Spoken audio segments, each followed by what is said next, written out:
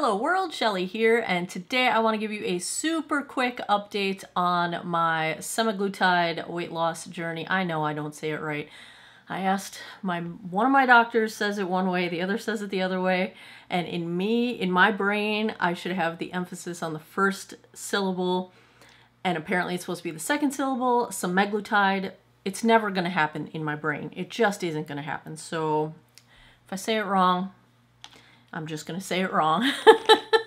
That's it. I'm not going to fight with my brain. I'm not going to fight with it. So, super quick video. I did a video about a month ago. I am 9 months into my journey taking compounded semaglutide. And yeah, just a couple days ago, I took week 36 dose. I'm at the max dose right now. And I have been for a couple months now. And this is my third video on this topic. I will link the others down below. Those of you that are following along this weight loss journey with me have requested that I do these updates more often instead of every 3 months like I had been doing. And yeah, so I do plan to try to check in with you more frequently than every 3 months. But if you want the whole origin story of my weight loss journey in the 49 years to this point in my life, that was the first video. Second video, I had my updates with a little bit of experimentation on changing my dose when I was running out of product. So today I have an update with I went for the first time since lockdown time for all the things. Full physical, EKG, blood work, cholesterol, mammogram, poop in a box, the whole 9 yards. So I will give you guys the update on those results, and I will also give you an update on where I will be getting my compounded semaglutide from moving forward. I use the injectable version. Let's talk about my physical results. So I had not been for a full physical since 2019, right before the world shut down. And so this was my first time back doing all of that. And I also did like the whole 9 yards. I turned 50 in a couple of months. And so one of the things that had to begin happening was a colonoscopy. And in my area, the wait to get a first-time colonoscopy is over 2 years. According to my doctor, the backlog is basically people that hadn't gone for that kind of medical test over lockdown time, and therefore the backlog is enormous.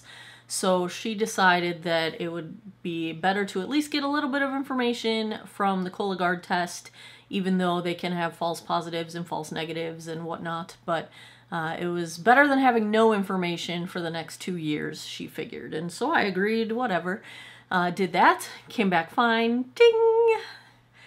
I'm sure it's a better experience than having a whole colonoscopy, although I hear they're not that bad. But it was just an interesting experience. We will leave it at that, because we're not going to talk about that here.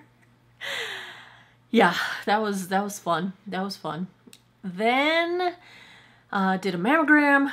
Get your tata squished if you haven't done that recently. I hadn't done it since before lockdown, so it had been a stretch of time. Thankfully, no changes. I'm not high risk, so everything looks good. Did my pap, that was fine. Hadn't had that since before lockdown. Everything was fine there. EKG was fine. Blood pressure was fine.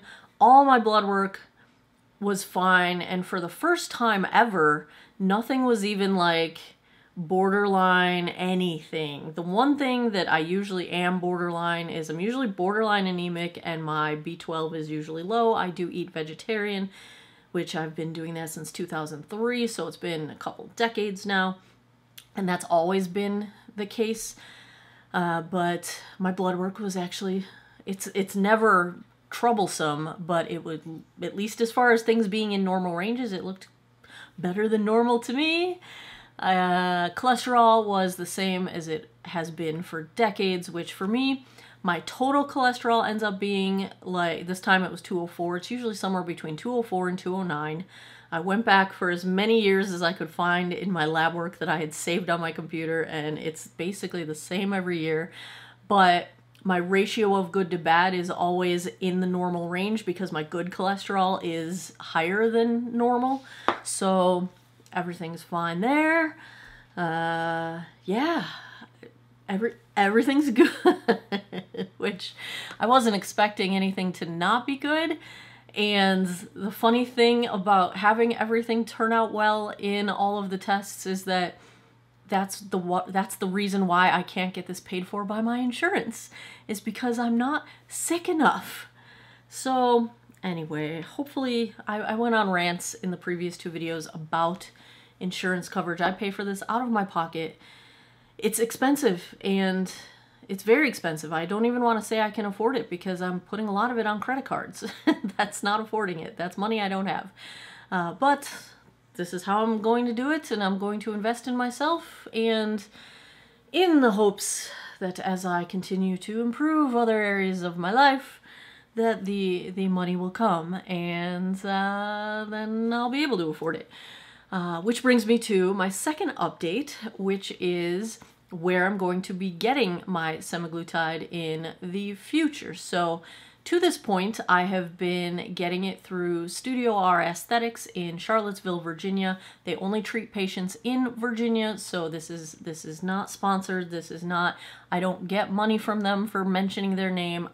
Dr. Eitri is a fabulous doctor for medical weight loss. That's my experience with him, is with semaglutide, and I trust his opinion, and it has been a fantastic, as far as customer service, as far as the patient-doctor relationship, as far as communication, everything's been fantastic with them. So I will recommend them until the cows come home, which happens a lot. There's a lot of cows in Virginia. But in the future, so my semaglutide through Studio R, since I buy it at the largest quantity at a time that they allow, which is like a 13 milliliter, is that the right measurement? 13 doses basically at the max dose. And so that comes out to $131 a dose. So it's like $2,000 for the 13 doses. And ends up, if you break it down to like a monthly number, it's like $524 a month. And that's expensive. So I did talk to my general practitioner, my main doctor, when I went for my physical, and I said, you know, I had been to her back in April for like a first checkup before I could get scheduled for the full physical in August. Yes, it took that long. And so she knew I was just a few months into this in April, and so now I'm 9 months into it. And so I asked her, can you prescribe this directly to a pharmacy for me so that I can save the money of the middleman? And thankfully she did look into it, and she did find a local pharmacy that I will be able to get it directly from through her prescription, which is going to be $350 per month as opposed to $524 per month. So it will save me almost a couple $100 a month, which is necessary. Maybe I won't have to put it all on credit cards and rack up high interest debt for my health purposes. So yes, that is awesome. I still absolutely recommend Studio R if you are anywhere near the Charlottesville area, but I have to do what I can do to keep my finances in line. So I'm going to be getting my next refill through my general practitioner. And I have to thank all of you for recommending that I talk to my doctor about that specifically, because when I talked to her in April, she didn't mention that was an option. You know, she never said she could do that. She just took my word for where I was getting it, and she asked the pharmacy, which they use Hallandale Pharmacy in Florida, which is a pharmacy that I can confirm, at least through the product that I've gotten through them, does not contain the semaglutide salts that the FDA warns about. Not everybody that is selling semaglutide on the market right now is selling actual semaglutide. If it's using the semaglutide salts, it is not the same as the medication that is approved in the brand names Wegovy and Ozempic, etc. So be aware of that. But Hallandale is who Studio R was getting the product through, and so that was where I was getting it through so far. But yes, so that is going to save me a little bit of money. Thank you guys for recommending that I talk to my GP and see if she could prescribe it directly to a pharmacy for me. And because she's going to, and that's going to save me so much money. A lot of money, a whole lot of money.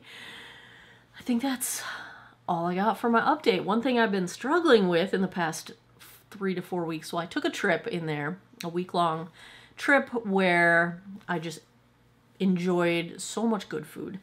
And I don't think that really has anything to do with this, but the struggle I have had, I talked a little bit about this in my last video, is that when my body's telling me I'm hungry, I'm so used to ignoring it and saying, you know, no, you're not hungry, you just always want to eat. Because that's what my brain tells me when I'm not on this drug. And so now when my brain tells me I'm hungry, I struggle to accept that as truth. And I have been hungrier than usual for the past week and a half or so.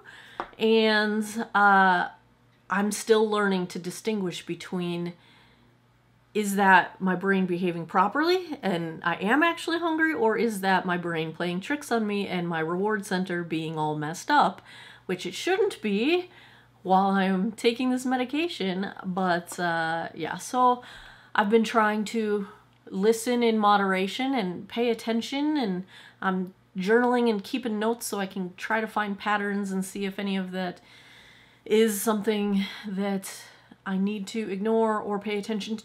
Pay attention to. Yeah, it's a journey. So that's where I'm at right now. I'm down, oh, I didn't even look, 44 pounds since, I don't know what I was in my last video, but 44 pounds in 9 months is where I'm at right now. And yeah, so there's your updates. I will be back in, a couple months. Next time I have something interesting to update you guys on. I won't go more than 3 months in between videos, but if I come up with something else to update you on, I will get up here sooner and let you know. So there you have it. There is my weight loss update for the 9-month mark. Let me know in the comments. Have you done it? Are you doing it? Are you going through a weight loss journey of your own? How are you doing it? Are you doing it this way? Are you doing it some other way? Let me know. Just, this is a safe place to support each other, and I appreciate all you guys, because it's not easy. It's not easy to change a lifetime of habits, and I'm working on it. There you have it. As always, thanks a lot for taking some time out of your day to geek out over weight loss with me this time. I appreciate your time, and I hope you guys all have an awesome day or night wherever you are in the world. Take care of each other. Bye-bye.